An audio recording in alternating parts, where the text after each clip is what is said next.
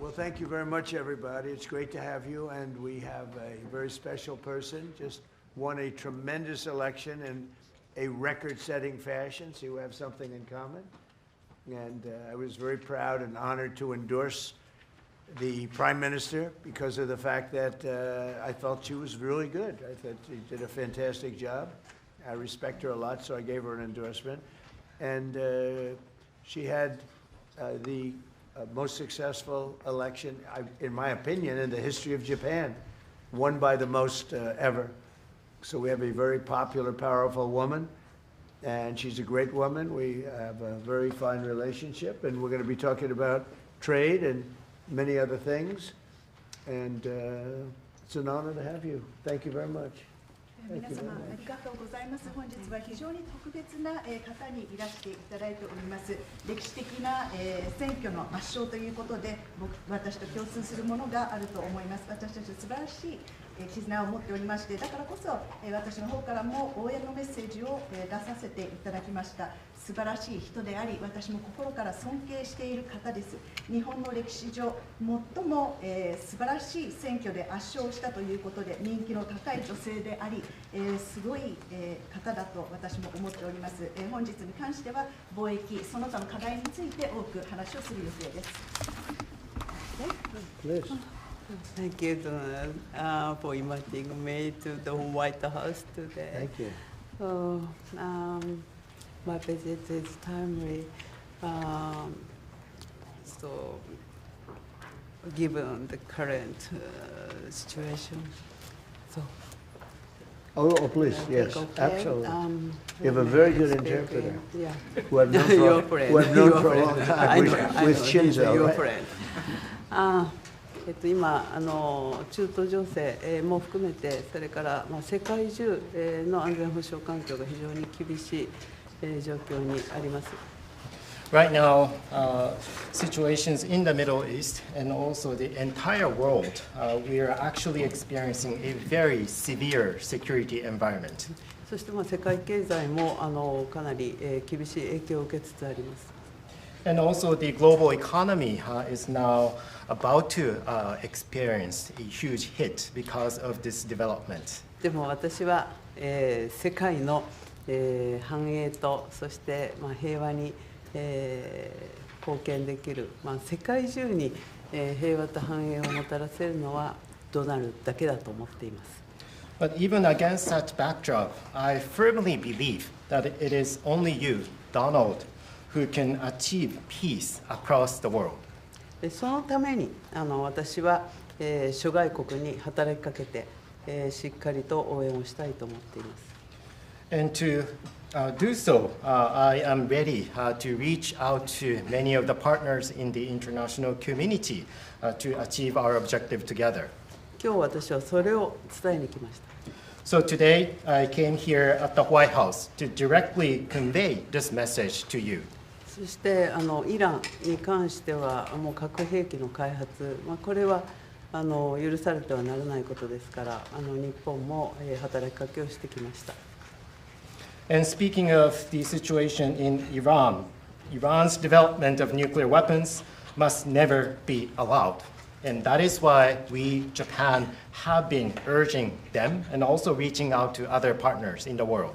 そして我が国は周辺国に対する攻撃、ホルムズ海峡の実質的な閉鎖についてもこれは非難をし、そして茂木外務大臣からもイランの外務大臣に対してそれをやめるように申し入れをしてきました。In addition, Japan condemns Iran's actions such as attacking the neighboring region and also the de facto or effective closure of the Strait of Hormuz. As a matter of fact, my fellow minister, Minister Motegi, Foreign Minister Motegi, also had the direct exchange with the Iranian foreign minister and urged Iran to stop such activities. Yeah, you'll let me know. You'll let me know. それでとにかく今中東だけじゃなくてインド太平洋の安全保障環境も大変厳しい中にあります。そんな中でドナルドが日本に深い信頼を寄せてくれて、で揺るぎない同盟にコミットメントしてくれていることに感謝をいたしております。And also the security environment in the Indo-Pacific region is also becoming increasingly severe. Donald, you have shown deep trust in Japan and also the unwavering commitment to the Japan-US alliance. Once again, thank you very much for that. で今日は日本とアメリカが共に強く豊かになっていくための話し合いをしたいと思っています。And today, I look forward to having a discussion on how we can cooperate to make our two nations, both Japan and the United States, stronger and more prosperous. それから世界のエネルギーマーケットを落ち着かせるための提案も持ってまいりました。And I also brought specific proposals to calm down the global energy market.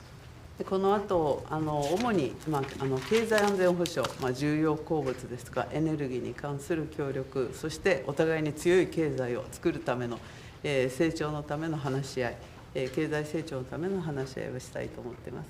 Thank you, Donald. So today, I really look forward to having our discussion, particularly focusing on our collaboration in economic security in the important areas such as energy and rare earth minerals. And also, I look forward to discussing with you how we can make our two economies stronger moving forward. Thank you very much. Well, thank you very much, and you're doing a great job. Again, congratulations on the biggest win in the history of Japan. That's not bad. That's a pretty long history. That's a large nation with with a great reputation, but it's a tremendous victory. Congratulations to everybody.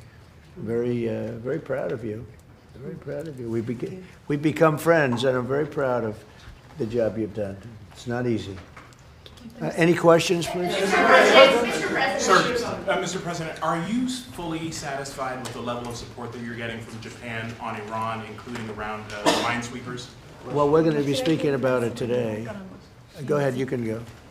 日本から、平井艇などの支援に関して、その点について今の状況に満足していらっしゃいますか？ We're going to be speaking about it today. We've had tremendous support and relationship with Japan on everything, and I believe that based on statements that were given to us yesterday, the day before yesterday, having to do with Japan, they are really stepping up to the plate. Yes. 非常に日本政府から素晴らしい支援を受けていると思います。おとといのコメントから、日本からはそれに対して非常に力強いメッセージを得ていると私は思っています。Unlike NATO. NATO とは全く違いますね。Please. Mr. President, do you intend to lift sanctions on Iranian oil, and do you intend to potentially put U.S. troops or more troops in the region? No, I'm not putting troops anywhere. If I were, I certainly wouldn't tell you. But I'm not putting troops, and we will do whatever is necessary to keep the price as low. I actually thought when I did this, look, the Dow just hit 50,000 a couple of weeks ago. They said that couldn't happen for 4 years. It wouldn't happen in my term. It's such an outrageous thing because I said it would happen. I didn't know it was going to happen that fast, but it just hit 50,000, and we did that in 1 year, not 4. S&P had just hit 7,000. They said that was even more impossible than the Dow hitting 50, and we did that in 1 year. So it was all done. Everything was going great. The economy was great. Oil prices were very low. Gasoline was dropping to, we had $1.99, $1.85. We had great everything. And I saw what was happening in Iran, and I said, I hate to make this excursion, but we're going to have to do it. And I actually thought the numbers would be worse. I thought that it would go up more than it did. But we're doing this excursion, and when it's completed, we're going to have a much safer world. And the Prime Minister agrees with me on this. She considers it to be terrible what Iran did. I think every country does, just about every country does. Iran is a serious threat to the world, to the Middle East and to the world. And everybody agrees with me. I think virtually every country agrees with me on that. So I wanted to put out that fire. And I said, if I do that, oil prices will go up, the economy will go down a little bit. I thought it would be worse, much worse, actually. I thought there was a chance it could be much worse. It's not bad, and it's going to be over with pretty soon. We've obliterated their Navy. We've obliterated their just about everything there is to obliterate, including leadership. Their Navy's gone, their Air Force is gone, their anti-aircraft equipment is gone. We're flying wherever we want, Pete. We have nobody even shooting at us. They have, I mean, and as you know, their leadership is gone. Their leaders are gone. They pick new leaders, they're gone. They pick new leaders, they're gone. And now they're looking for new leaders again. We can take out the island if anytime we want. I call it the little oil island that sits there, so totally unprotected. And we've taken out everything but the pipes. We left the pipes because to rebuild the pipes would take years for them to do. But we are, I would say, we are substantially ahead of schedule. And I had to do this. I call it an excursion. I had to take this little excursion and do something that no other president had the courage to do. And everybody wanted to do it, but they never had the courage to do it. And I don't blame them. I'm not blaming them. It was left to me, and we've done a great job. Our military is incredible. We have an incredible military. We have the strongest military in the world by far. We have the greatest equipment in the world by far. In fact, Japan buys our equipment, buys a lot of it, and we're honored by that. And that's one of the things we'll be talking. They want to buy a lot of the military equipment. So it's just an honor to have the Prime Minister. We've had a tremendous relationship. Okay. Mr. President, I think she's going to have to go first before you. Is that okay? Do you understand? It's very good. I tell you, she's. I mean, it's so nice that we don't have to sit. No, it's very good. I haven't picked up your language, so the next time you come, I'll have your language mastered. All right, go ahead. The war is almost over. Why is the Pentagon going to ask Congress for an additional $200 billion? Well, we're asking for a lot of reasons beyond even what we're talking about in Iran. This is a very volatile world, and the military equipment, the power of some of this weaponry is unthinkable. You don't even want to know about it. Oh, you could end this thing in 2 seconds if you wanted to, but we are being very judicious. But we want to do. Don't forget, Biden gave away. I rebuilt the military my first term. Biden gave away so stupidly to Afghanistan a lot. He didn't want to move it. He was too lazy, too stupid to move it. But it was a very small amount. It was a lot, but it was very small relative to what I purchased and what I built. We want to have vast amounts of ammunition, which we have right now. We have a lot of ammunition, but it was taken down by giving so much to Ukraine. They gave so much. Biden gave $350 billion worth of cash and military equipment to Ukraine, and he didn't rebuild anything. Fortunately, we have a lot. We have a tremendous, unlimited supply of what you'd call middle and upper middle armaments and military equipment, munitions, armaments, but munitions in particular. At the high end, we have a lot, but we're preserving it. We don't really need it, but we're building. Our manufacturers of military equipment are building at a level they've never seen before. They've never done before. Pete's in charge of it with all of us, really. But Pete's been very strong on it. The general and Pete, myself, the whole group. And Raytheon is building 4 factories. Lockheed is building 5 or 6 factories, and they're building them fast. Because we had a very tough meeting with them. They were going out and buying back stock for $51 billion in one case. They spent $51 billion buying back stock. Now they're not allowed to do that. And they are now building a tremendous, there's never been anything like it, what's taking place right now. So we're in very good shape, but we want to be in the best shape we've ever been in. We were that, when I rebuilt the military, we were in great shape, and then Biden blew it, and he didn't do anything. He didn't do anything. And if you listen to the Democrats, they don't even want to have a military. Now you see how important it is. But we have the strongest military in the world. We have the best equipment. We make by far the best equipment. The other night, they had 114 rockets shot at a certain location. And out of 100 highly sophisticated rockets, out of 114 sophisticated rockets, every single one of them was shot down. with our equipment, all our equipment. It's amazing, actually, how good it is. So we want to be sure, and it's a small price to pay to make sure that we stay tippy-top. Mr. President, Mr. President, you Thank you, said. Mr. President. The Treasury Secretary this morning said there were defections among Iranian leadership. Are you aware of that, and is there anybody the U.S. can work with as a leader going forward? Well, we have a man named the Treasury Secretary here, so maybe he wants to discuss it. Does anybody know, do you know who he is? Central Casting. Yeah, so Ed, we are seeing the defections at all levels as they're starting to sense what's going on with the regime. It doesn't get reported here in the U.S. very well, but you know we are trouncing them from the air, and the regime will probably collapse within itself. At Treasury, we've seen where they've wired their money out of the country. We're coming for that. We're going to get it back to the Iranian people. Mr. President, seeing defections? Is Israel? There's a lot of military defections also. You have a lot of military defections in Iran.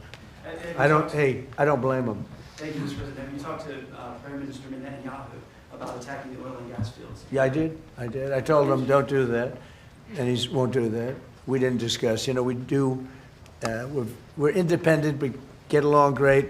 It's coordinated, but on occasion, he'll do something, and if I don't like it, and so we're not doing that anymore. And the last one, if I could, the Fed chairman told me yesterday that he plans to stay until a new Fed chairman is confirmed, and he also plans to stay on the board until the investigation of the Federal Reserve is done. Well, he's under investigation because he's building a building for hundreds of billions of dollars more than it's supposed to cost.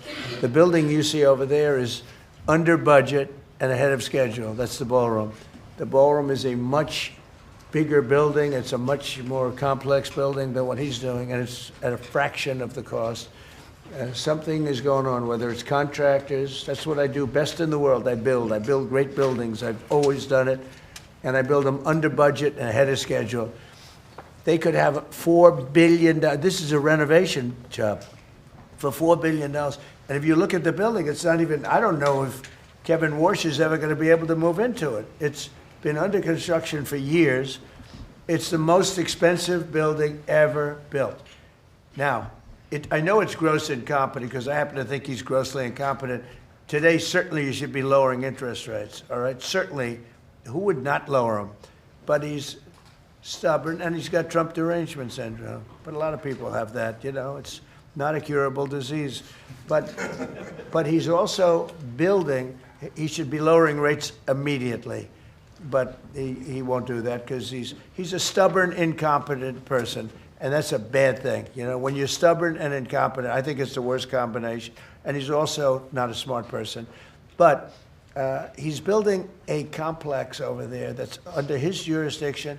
He started it, and it's out of control. It's billions of dollars for a little building. I could have done that building and made it beautiful for $25 million. $25 million, and it would have been beautiful.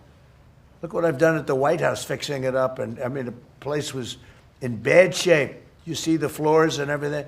It was in bad shape. I could have made that building beautiful for $25 million. They're spending $4 billion. All right? So there is criminality. Maybe it's with the contractor, but because I know more about contractors than any human being maybe that's ever lived. But that contractor is a very rich man. Whoever the contractor is, and we know, but whoever the contractor is an extremely rich man. He's going to make, I mean, he could make millions of dollars. I'm hearing numbers from $3 to $4 billion. That would make it the most expensive building on a square foot basis ever built in history. And you're not even building a building, it's a renovation. The exterior skin is staying, the steel is staying, the structure. So all I want to do is bring out to the public that this guy is incompetent. He's a very incompetent guy. And he may be a dishonest guy, but somebody's dishonest because there's no way that building can be $3 to $4 billion. Mr. President, on the Strait of Hormuz. Thank you. Please. Mr. President, you just mentioned Japan. This looks like one of your people right here. Thank you. Is he good or bad? Good, is he a good reporter or a bad? Yes, you know? So. Not a, all right, he looks like a nice guy. Go ahead. Mr. President, you just mentioned Japan is stepping up. What kind of the support do you expect from Japan in the future? Look, I expect Japan to step up because, you know, we have that kind of relationship. And we step up for Japan. We have 45,000 soldiers in Japan. We spend a lot of money on Japan, and we've had that kind of a relationship. So I expect, I'm not surprised that they would step up. We don't need much. We don't need anything. I mean, honestly, we don't need anything from Japan or from anyone else, but I think it's appropriate that people step up. In the case of Japan, I hear they get more than 90% of their oil through the Strait. So that's a big reason to step up. I mean, we've demolished, that country is close to demolished. The only thing is the Strait. It's very hard. You could take two people and they could drop little bombs in the water and they're holding things up. We don't want that to happen. But honestly, Japan, China, Europe, parts of Europe, get a lot of their oil through the Strait. We get none, practically. We're less than 1%.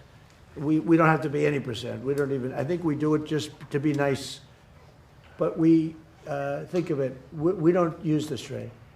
We're defending the Strait for everybody else.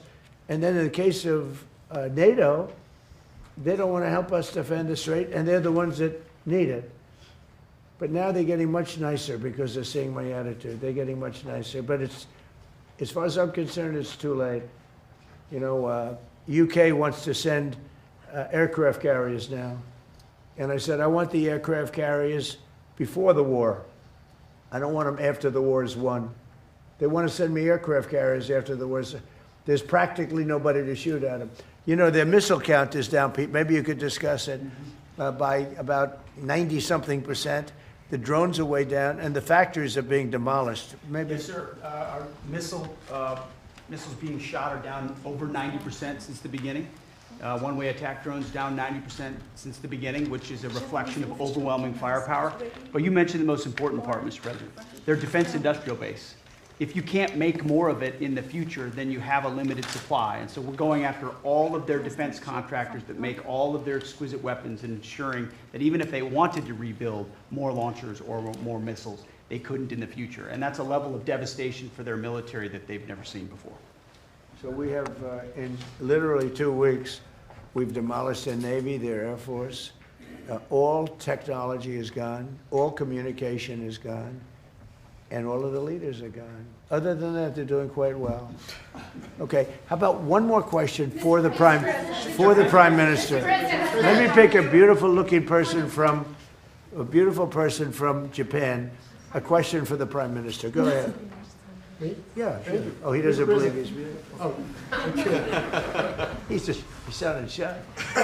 With Go ahead, people, please. of course, no, Japan and US are very good friends. But one question: why didn't you tell US allies in Europe and Asia, like Japan, about the war before attacking Iran? So we are very confused about we Japanese citizens. Well, one thing, you don't want to signal too much. You know, when we go in, we went in very hard, and we didn't tell anybody about it because we wanted surprise. Who knows better about surprise than Japan? Okay? Why didn't you tell me about Pearl Harbor? Okay? Right? You know, he's asking me. No, you believe in surprise, I think, much more so than us. And we had to surprise him, and we did. And because of that surprise, we knocked out, the first 2 days, we probably knocked out 50% of what we, and much more than we anticipated doing. So if I go and tell everybody about it, there's no longer a surprise, right? Okay, one more for the Prime Minister. Mr. President. Are you good for the Prime Minister? Yes, Go and ahead, for the you Prime too. Minister. Thank you very much. Japan's TJ Press. Japan's biggest concern is China. Now they're giving us export control and very harsh terms to criticize us. So could you plan? Will you plan to bring out relationship between Japan and China while you are there? Yeah, well, I'll be going to China very quickly, but I think I'd really like to have the Prime Minister talk about China because I know they have a little bit of an edgy relationship, and I'd just like to know where it stands, how you're doing with China, so please. で日本はいつも中国に対してオープンです。会話はオープンにしています。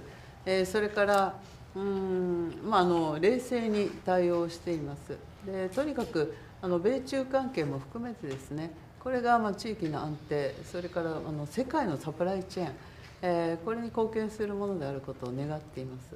日本は常にオープンです。So first of all, Japan has been consistently open to dialogue with China.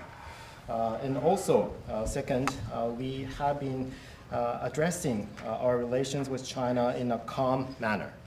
And also speaking of the US-China relationship, my sincere hope is that the relationship will be something conducive for regional security and also ensuring the global supply chain in the world.